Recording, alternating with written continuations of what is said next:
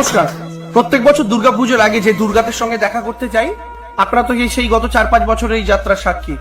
এবার আবার যাচ্ছি সেই দুর্গাদের সঙ্গে দেখা করতে, যারা তাদের 10 হাতে একদিন সংসার চালিয়েছেন, তাদের ছেলে মেয়েদের বড় করে তুলেছেন, কিন্তু তাদের ছেলেমেয়েরা বড় হওয়ার পরই তাদের কারোর বাড়িতে হয়তো সেই দুর্গাদের আর জায়গা হয়নি। এই প্যান্ডেল থেকে মাটির প্রতিমা বিসর্জন করার মতোই বাড়ি থেকেও তারা বিসর্জন করে দিয়েছেন তাদের রক্ত মাংসের সেই দুর্গাদের।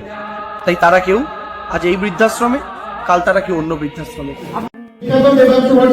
বিভিন্ন সময় আসেন, আপনারা জানেন উনি প্রতি বছরের মতো এবছরও আপনাদের জন্য শাড়ি নিয়ে এসছে। প্রত্যেক বছরই আসা এবং বিশেষ করে কাজের ব্যস্ততার মাঝে আমার পুজো কখন আসছে সেটাই খেয়াল থাকে।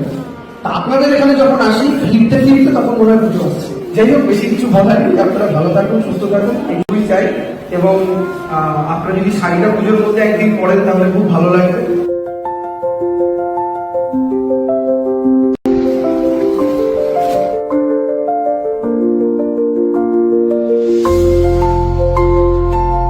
যদি বাবা মাকে তার জীবনের শেষটা বৃদ্ধাশ্রমে কাটাতে হয়, আর নচিকেতার সেই গানটা মনে রাখবেন, আপনি আপনার বাবা মাকে আজকে বৃদ্ধাশ্রমে রাখছেন, সেই বৃদ্ধাশ্রমে যখন বাবা মাকে রাখতে যাবেন তখন সেখানের একটা অ্যাডভান্স 30 বছর আগের বুকিং কিন্তু আপনার জন্য করে আসবে।